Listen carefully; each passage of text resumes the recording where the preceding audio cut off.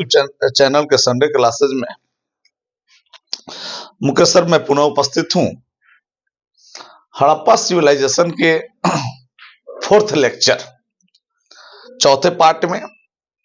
इसके पूर्व हम लोग हड़प्पा का उदय, हड़प्पा की खोज कैसे हुई, नामकरण कैसे हुआ, उसका विस्तार कहां तक था, इसके अलावा उसकी नगर निर्माण जो योजना थी उसको हमने देख लिया, जिसमें उसके विशाल स्नानागार, आनागार, गोदीबाड़ा। अब जो हम लोग देखेंगे उस सिविलाइजेशन के आर्थिक, सामाजिक, धार्मिक और राजनीतिक जीवन कैसा था। तो चलिए हम इसको प्रारंभ करते हैं। ये चौथा लेक्चर होगा, इसके बाद में एक और अंतिम लेक्चर होगा। तो सिंधु सभ्यता के लोग पशुपालन, कृषि, उद्योग, व्यापार, वाणिज्य, चार चीज। क्या क्या? ये लोग पशुपालन, कृषि, उद्योग धंधे एवं व्यापार वाणिज्य पर आश्रित थे। और लगभग हम जितने सिविलाइजेशन को देखते हैं उसमें ये चीजें मिलती है। उद्योग में आपका शिल्प आ जाएगा,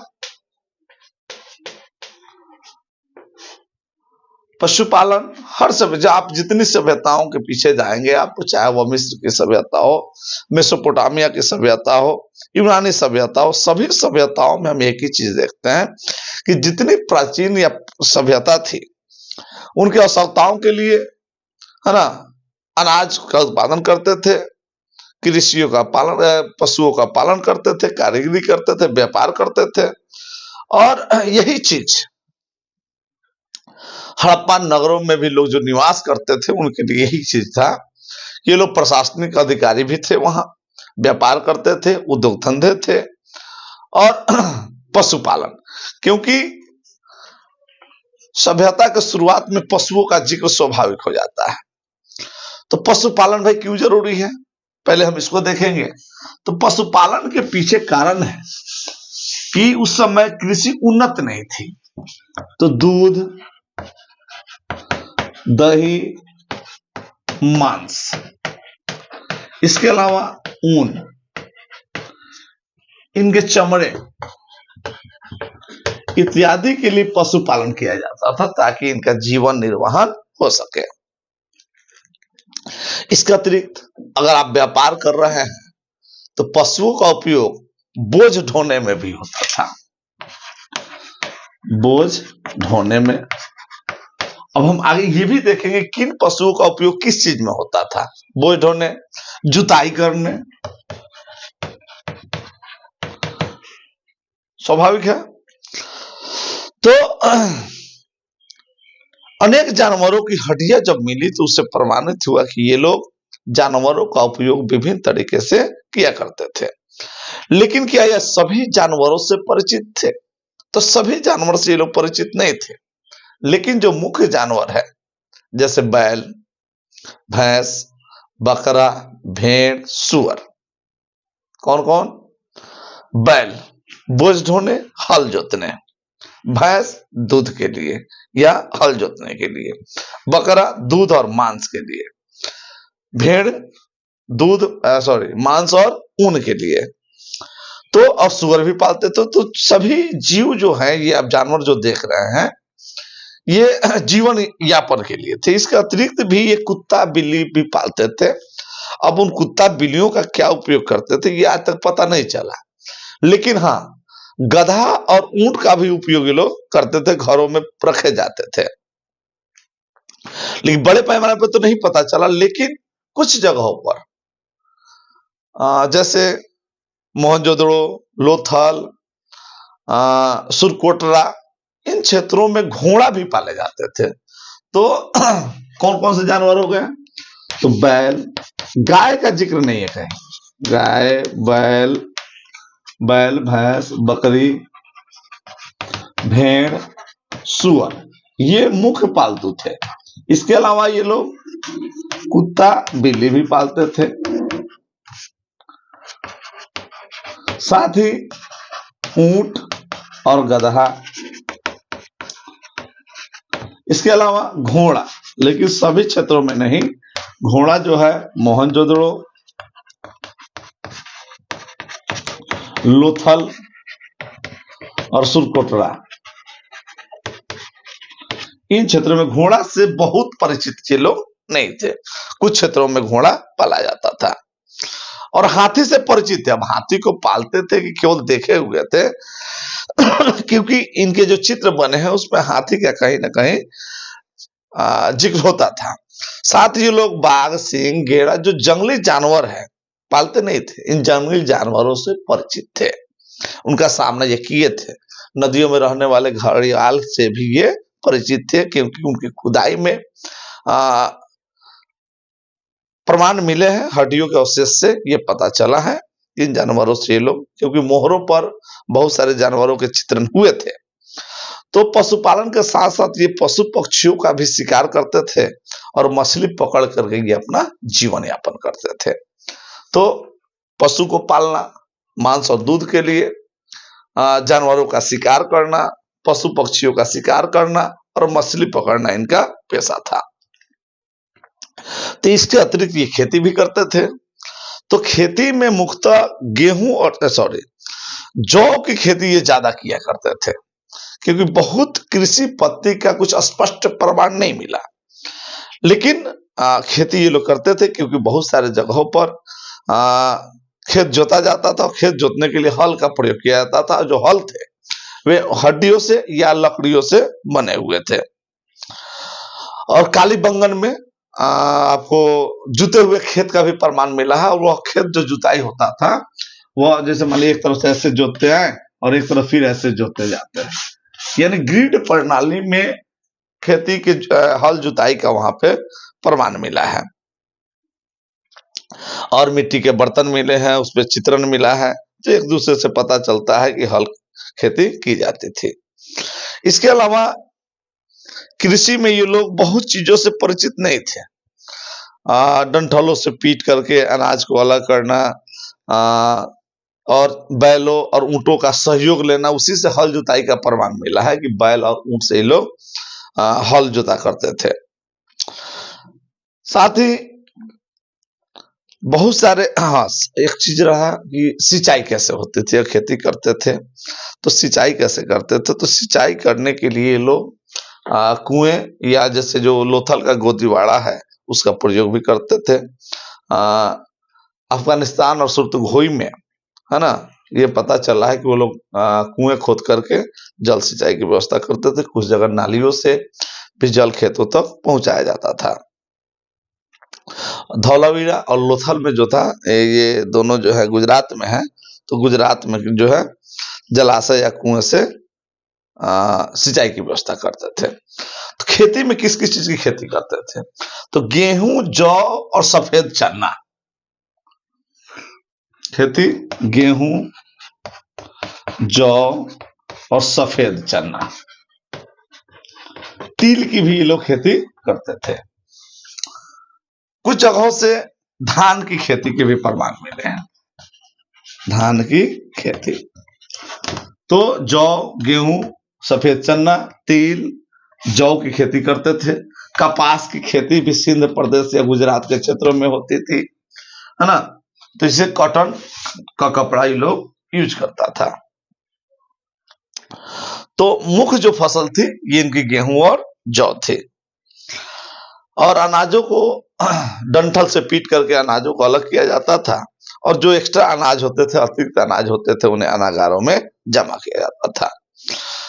ये लोग सिंध वाले लोग, खास करके ये लोग खजूर, तरबूज, नींबू, इस सब की खेती भी कर लिया करते थे। उसके कुछ संभवतः प्रमाण मिले हैं। और अनाज जो एक्स्ट्रा होता था उसको अनागारों में रखा जाता था और वह अनाज बाद में मजदूरों को काम के बदले दिया जाता था। तो ऐसे कुछ प्रमाण मिले हैं। तो केवल कृषि और पशुपालन ही उनका पेशा नहीं था, बल्कि वे लोग शिल्प के क्षेत्र में भी बहुत ज्यादा विकास कर चुके थे। शिल्प उद्योग धंधे में भी डेवलप हो चुके थे और बहुत सारी चीजों का उत्पादन ये करते थे, जैसे धातु का सामान बनाना। तो एक बार हम इसको लिख देता हूं।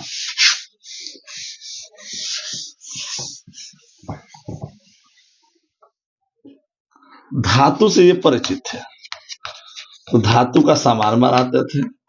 इसके अलावा ये तांबा और टीन को मिला करके कांसा बनाया करते थे। तो इस क्षेत्र में कहीं ना कहीं ये डेवलप थे। शिल्प के क्षेत्र में मिट्टी का बर्तन बनाना, कपड़े की बुनाई करना, पत्थर के औजार बनाना और लकड़ी का सामान बनाना। लकड़ी के सामान में आप देख सकते हैं कि नाव बनाना, बैलगाड़ी बनाना, वस्त्र बुनना, मनका मतलब होता है श्रृंगार सामग्री बनाना। ये सारी चीजें लोग जान चुके थे। और इसमें इस धातुगिरी में ये तांबे की मूर्ति बना लेते थे। इसके अलावा बर्तन जो बनाते थे मिट्टी का, उस पर नक्काशी कर लेते थे। तो ये बर्तन, औजार, हथियार, जो इनकी आवश्यक की चीजें थी उसको ये तैयार कर लेते थे। मछली पकड़ने के लिए बंसी बना लेना।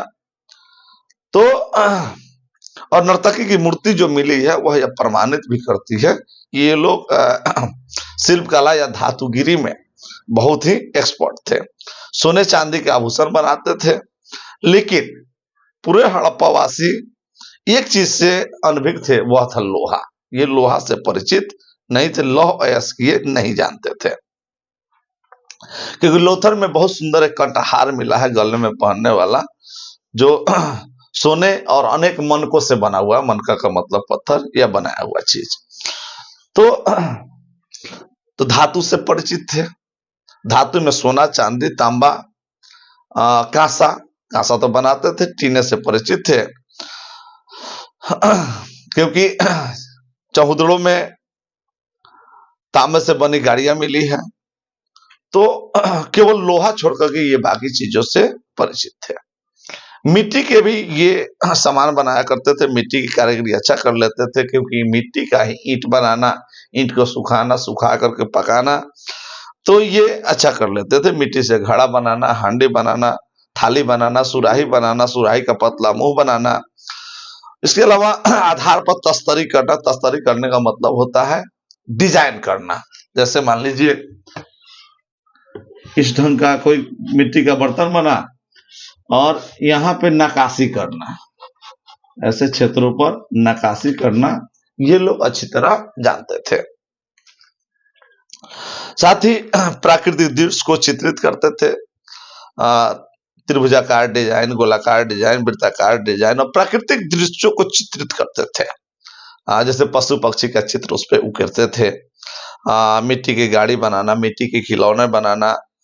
तो इसकी बहुत बड़ी संख्या में इस तरह के मिट्टी के सामान में। इसके अलावा एक चीज और ये जानते थे, कलर बनाना। लाल रंग से मिट्टी के बर्तन को रंगना और उस पर चित्रकारी करना, ये अच्छी तरह जानते थे। साथ ही ये पत्थर अगर मिट्टी का बना रहा है तो पत्थर के भी औजार बनाते थे। मनका में छेद करने का भी बहुत सारा चीजें उससे प्राप्त हुआ है।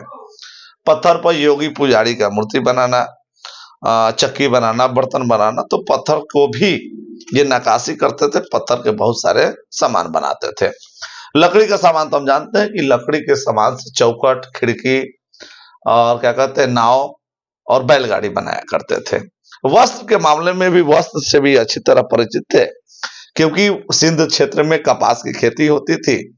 तो सूत काटना, बुनाई करना, सिलाई करना, रंगना, उस पर कसीदे निकालना, तो सिंध प्रदेश में क्योंकि ज्यादा खेती होती थी, इस क्षेत्रों में ये ज्यादा डेवलप थे। केवल ऊनी कपड़े नहीं बनाते थे, सूती कपड़े भी बनाते थे और ऊनी कपड़े भी बनाते थे और दोनों तरह के वस्त्र बुनते थे। क्योंकि मोहनजोदड़ो में कपड़े का एक छोटा सा टुकड़ा प्राप्त हुआ था। तो सूत काटने के लिए ये लोग स्पाइनल क्या कहते हैं, स्पाइनल वर्ड्स जो होता है, हथकरघा का ये लोग अच्छी तरह से प्रयोग करना जानते थे। मन का बनाना, चहुद्रो आप जानते ही हैं, श्रृंगार सामग्री ही वहां पे बनाया जाता था। तो सीप का, पत्थर का, ये बहुत सारे गोलाकार, वृत्ताकार, बेलनाकार, नहीं, और जो धातु उस समय इनके पास उपलब्ध थी, जिसमें तांबा था, कांसा था, सोना था, चांदी था, लोहा छोड़ करके ये चीज नहीं थी। इसके बाद सेल खड़ी थी, पत्थर था, उसमें बहुमूल्य रत्न थे। इन सभी चीजों को सांचे में ढालना, उसे मूर्ति बनाना और क्या कहते हैं, उसे आभूषण बनाना, ये अच्छी तरह जानते थे। जरूरी पड़ने पर पत्थरों को घिसते थे, घिस करके उस पर पॉलिश चढ़ाते थे, पॉलिश चढ़ा करके बहुत उसे सुंदर बनाते थे। और वहां बहुत सारा चीज देखे भी होइएगा, ओठ रंगना, काजल की व्यवस्था, काजल बनाना, ये सारी चीजों से लोग परिचित थे। और काली बंगन में देखे होंगे काली रंग की चूड़िया, इसका मतलब ये लोग चूड़ी भी पहनना जानते थे। तो और व्यापार जब होता है, तो व्यापार अगर हो रहा है तो निश्चित व्यापार के लिए वे लोग मोहर बनाते थे, सील्स, मोहर। क्योंकि ऐसे तो व्यापार उनका जो होता था वस्तु विनिमय प्रणाली पर आधारित था, लेकिन फिर भी बहुत सारे जगहों से सेल खड़ी या अन्य धातुओं जैसे हाथी दांत हो गया, पत्थर का, धातुओं का, मिट्टी पर बहुत सारे मोहरे प्राप्त हुए। और मोहरों पर तरह तरह का चित्रण भी मिलता है। पशु पक्षियों से चित्र उकेरना, जानवरों को, एक सिंह वाले जानवर, दो सिंह वाले जानवर। हाँ, पशुपालन में एक चीज हम लोगों ने देखा था कि वहां जो जानवर पालते थे उसमें कुब्बड़ वाला बैल, है ना, एक कुब्बड़ वाला। तो आज भी जो बैल होता है उसमें एक कुब्बड़ होता है। तो इस तरह के जो आधुनिक जो जानवर है, उस तरह के जानवरों से भी लोग परिचित थे। और कई कई जो मोहरे बनती थी उसमें चार चार जानवर दिखाए गए हैं। कुछ मोहरों पर तो ऐसा है कि मानव को बनाकर सिंह लगा दिया गया और चारों तरफ से जानवर उसको दिखाए गए हैं। तो अनेक मोहर लिपियुक्त वहां से मिला है। तो ये व्यवसाय के लिए, इसके साथ शिल्प उद्योग से जुड़े हुए भी अन्य लोग थे, जैसे जौहरी, डॉक्टर्स, चिकित्सक भी हुआ करते थे, मकान बनाने वाले व्यवसायी होते थे। तो वे लोग उन्नत स्थिति में थे, यानी अच्छी स्थिति में थे। हाथी दांत का जो सामग्री था, है ना, उसे कंघी और अन्य उपयोगी सामान बनाए जाते थे। अब रही बात अगर हम व्यापार की करें, तो व्यापार से तो अच्छी तरह परिचित थे, क्योंकि एक देश से दूसरे देश से वे लोग व्यापार किया करते थे। और खास करके बस्तियां वहीं बसाते थे जहां कच्चे माल की उपलब्धता थी, ताकि उनको सुविधा हो, माल उपलब्ध आसानी से हो जाए और खर्च कम पड़े। जैसे नागेश्वर और बालाकोट में शंख मिलता था। कहाँ कहाँ शंख मिलता था? शंख,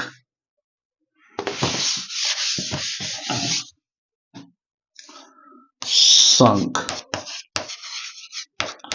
नागेश्वर राजस्थान में और बालाकोट में, यहां शंख मिला करते थे।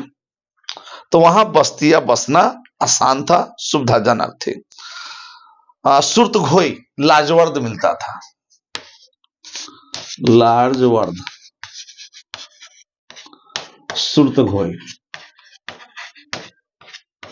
ये लाजवर्द क्या थे? तो ये आभूषण सामग्री थे, कीमती रत्न हुआ करते थे। लोथल और कार्नेलियन में भी लाजवर्द मिलता था। गुजरात और राजस्थान में सेल खड़ी मिलता था। सेल खड़ी के ही मोहर बनते थे।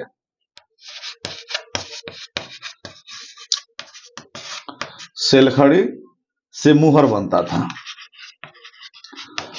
और ये जो सेल खड़ी है, ये लोथल और गुजरात और राजस्थान से प्राप्त हुए थे। गुजरात, जे गुजरात और जे राजस्थान। इसके अतिरिक्त आप देखेंगे तो बहुत सारे ऐसे भी क्षेत्र हैं जहां कच्चा माल उपलब्ध नहीं थे। तो कच्चा माल प्राप्त करने के लिए ये लोग नाव या जहाज का उपयोग, सड़क मार्ग या जल मार्ग का उपयोग किया करते थे। इसलिए उसके साथ व्यापार होता था। व्यापार के लिए वस्तु विनिमय प्रणाली का ही उपयोग किया जाता था। लेकिन कुछ व्यापारी जो थे अपने मोहरों का इस्तेमाल करते थे व्यापार करने के लिए, और कुछ जगहों पे अनाज के बदले व्यापार होता था। चांदी ईरान और अफगानिस्तान से लाए जाते थे। चांदी कहां से आते थे? तो चांदी ईरान या अफगानिस्तान से, ईरान या अफगानिस्तान से। ये हमारे पड़ोसी देश थे, तो ईरान और अफगानिस्तान से ये लोग चांदी लाते थे। सोना मैसूर से आता था, सोना मैसूर से लाते थे। साथ ही तांबा राजस्थान के खेतड़ी से, तांबा खेतड़ी, खेतड़ी कहां है? ये राजस्थान में है। राजस्थान से खेतड़ी से लाते थे ये लोग। आज भी वहां बहुत बड़ा खदान है। टीन अफगानिस्तान, ईरान और राजस्थान से, टीन राजस्थान, अफगानिस्तान से टीन लाते थे। इसके अतिरिक्त लार्जवर्ड या महंगे जो धातु थे वे लोग अफगानिस्तान या ईरान से लाते थे। महंगा धातु ये भी अफगानिस्तान प्लस ईरान से लाते थे। अब देख सकते हैं तो उस समय के लोग का व्यापार कितना अच्छा चलता था। शंख नागेश्वर से, लार्जवर्ड सुतगोई से, सेल खड़ी गुजरात और राजस्थान से, चांदी ईरान और अफगानिस्तान से, सोना मैसूर से, तांबा खेतड़ी से, टीन राजस्थान से और अन्य धातु या महंगे जो आभूषण थे, रत्न थे, वे लोग ईरान, अफगानिस्तान, सौराष्ट्र के अन्य क्षेत्रों से या कश्मीर से ये लोग मंगाया करते थे। तो आप ये देख सकते थे उस समय का जो इनका वाणिज्य व्यापार था अंतर्देशीय था, यानी अन्य देशों, निकटवर्ती देशों, खास करके ईरान और अफगानिस्तान से ये लोग व्यापार किया करते थे। इसके अलावा ये लोग अरब के क्षेत्रों से भी परिचित थे, है ना। और कहा जाता है कि मेसोपोटामिया से भी ये लोग व्यापार किया करते थे। अब सोचिए, इसका मतलब ये समकालीन सभ्यता रही है। कई बहुत सारे उस तरह के प्रमाण मिले हैं। ओमान से लोग तांबा मंगाता था। कहां से? ओमान, ओमान से तांबा मंगाते थे ये लोग। तो इनका व्यापार जो था सुदूर क्षेत्रों से था। कुछ और चीजें आप देखेंगे इसमें, जैसे ओमान से हो गया तांबा, साथ ही तो मेसोपोटामिया से भी इनका संबंध था। सुमेरी सभ्यता से अच्छी तरह परिचित थे, सुमेर की सभ्यता से, और क्या कहते हैं कि समकालीन सभ्यता रही भी है। तो सिंध प्रदेश, दिलमून बरहनदीप से, मगान ओमान से, और मेलहुआ, उसको नाविकों का देश कहा जाता था। मेलहुआ ये नाविकों का देश था और यहां से नाव आते थे, नाविकों का देश। तो जो नाविक का देश होगा वह नाव बड़ी मात्रा में बनेगी या उसके कारीगर जो होंगे बहुत अच्छे होंगे। और ये लोग पशु मोर से परिचित थे। तो सभ्यता में बहुत सारे मोहर, जानवरों का परिचय, दूर देश से व्यापार होता था। और यही इनका जो व्यापार था ये सभी हड़प्पा सभ्यता में देखे जाते हैं। इसीलिए हड़प्पा सभ्यता को प्रथम नगरीकरण, फर्स्ट अर्बनाइजेशन, अर्बनाइजेशन कहा जाता है। यानी प्रथम नगरीकरण कहाँ हुआ? हड़प्पा में हुआ था। इन्हीं सब विशेषताओं के कारण जो विशेषता हड़प्पा सिविलाइजेशन में मिले हैं ये विशेषता अन्य किसी देशों में नहीं मिले। इसके अतिरिक्त भी आप देखेंगे कि व्यापार और वाणिज्य के लिए वस्तुओं को जोखने के लिए बटखाड़े का प्रयोग करते थे। बाट जिसको हम लोग बोलते हैं, बटखड़ा का प्रयोग किया करते थे। और यह बाट जो था यह 16 के गुणज में था, 16 के गुणज में, जैसे 16, 32, 48, 1600, 800, ऐसे ये गुणज में हुआ करते थे बटखड़ा।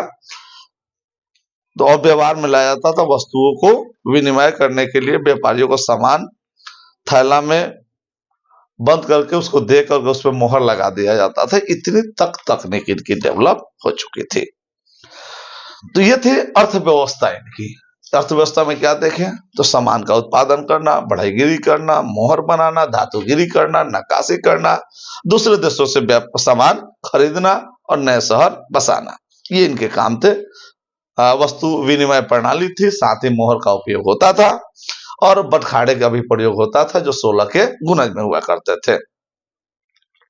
अब उनकी थोड़ी सी सामाजिक स्थिति देखें तो वे बड़े परिवार और छोटे परिवार दोनों तरह से वे लोग रहते थे और शासन वर्ग धनिक होते थे और सामान्य लोग थोड़ा कमजोर होते थे।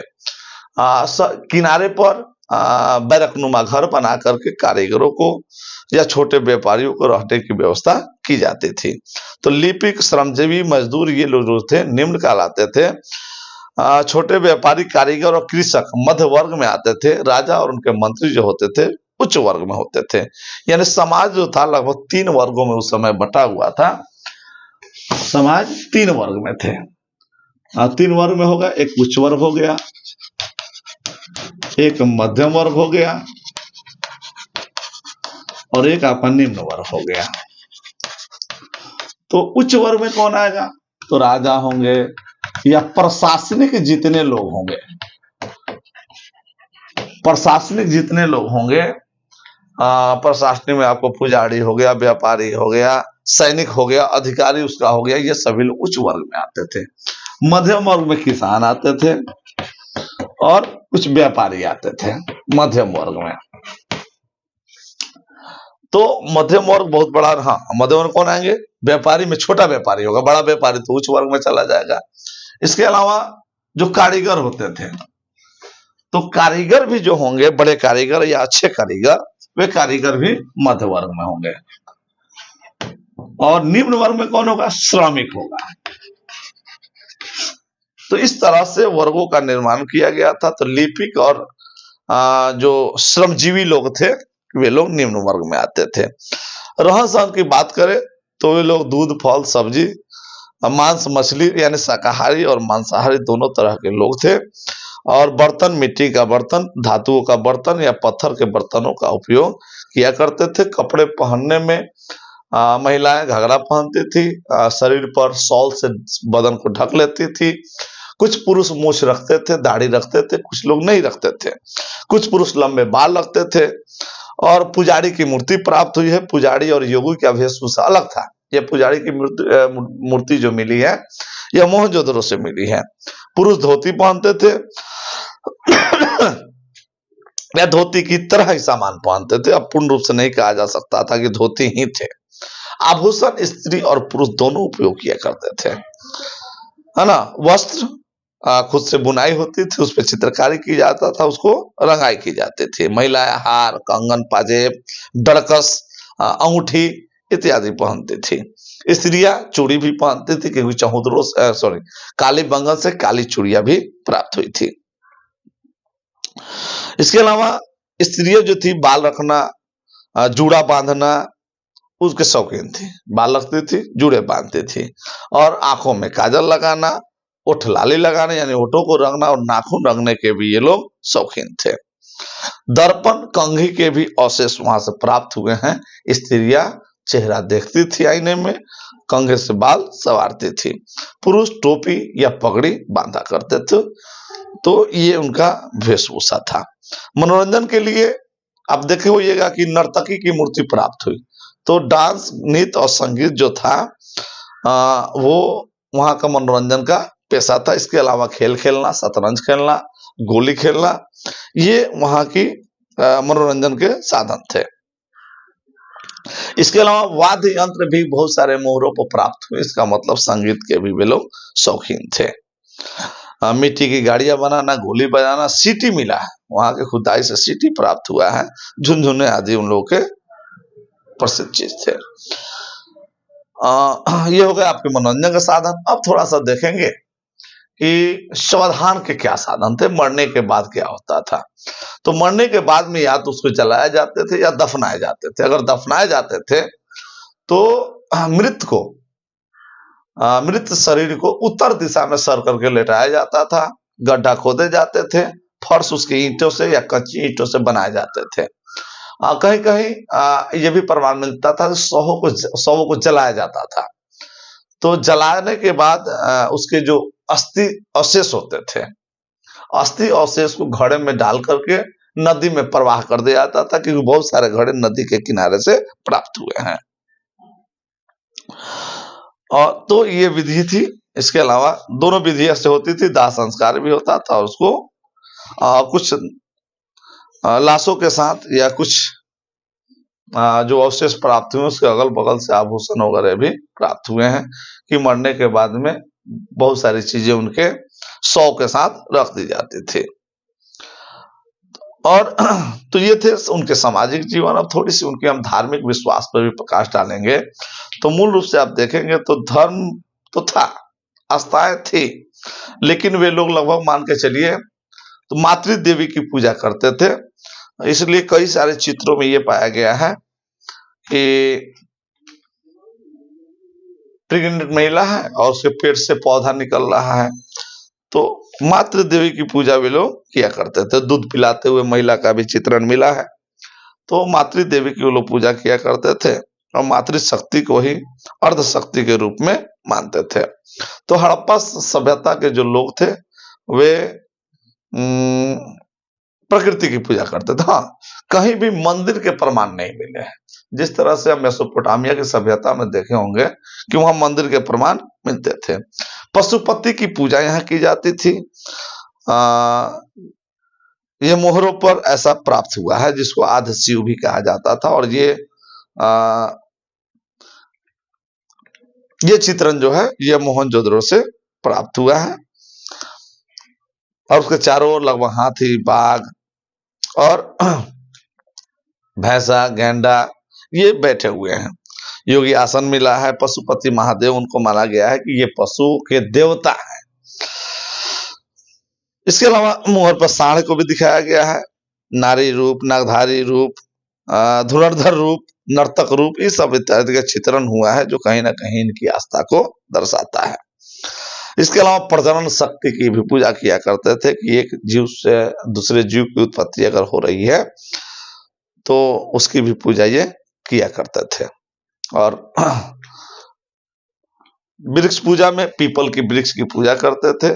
और पता नहीं इतना साइंटिफिक ज्ञान उनके पास कहां से था कि पीपल ऑक्सीजन देता है, तो पीपल के वृक्ष की पूजा करते थे। और पीपल के वृक्ष के नीचे चबूतरा मिला है, तो शायद ये था कि बलि प्रथा भी वहां दी जाती थी और उसके चित्रण भी मिले हैं। तो वृक्ष पूजा के महत्व सबसे पहले स्पष्ट हो जाती है कि पीपल के वृक्ष की पूजा ही लोग किया करते थे। पशुओं में सर्पों की पूजा किया करते थे ये लोग, क्योंकि सर्पों को देवियों देवताओं का वाहन माना जाता था, जिसमें कुबड़दार सांड है ना, जिसके शरीर पर कुबड़ निकला हो। इसके अलावा एक श्रृंगी जानवर जिसके एक सींग हो।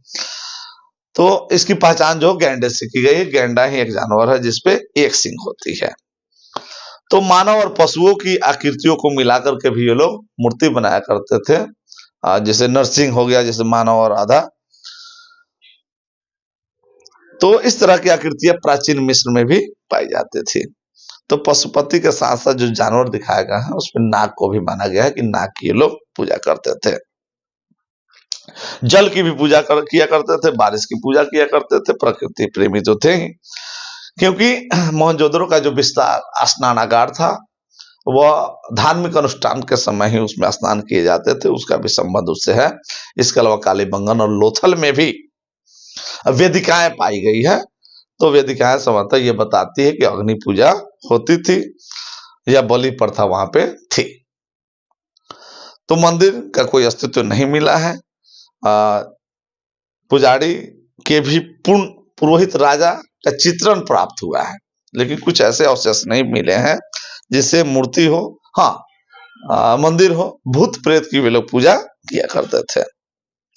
तो पूजा में भी कहीं ना कहीं आस्था थी, लेकिन यह पूजा जो था इनका प्राकृतिक था। लेकिन पूजा मेसोपोटामिया की सभ्यता से इनकी पूजा करने की प्रथा अलग थी। वे लोग मंदिर रखते, इनके पास मंदिर नहीं था।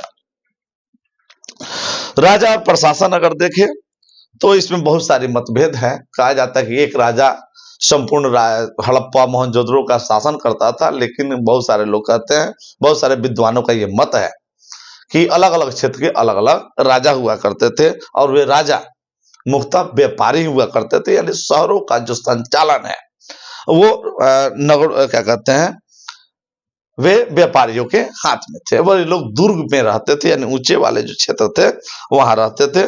कोष था, इनके पास सैनिक था और अपनी मुद्रा थी, तो शासन व्यवस्था उनकी इस प्रकार से चलती थी।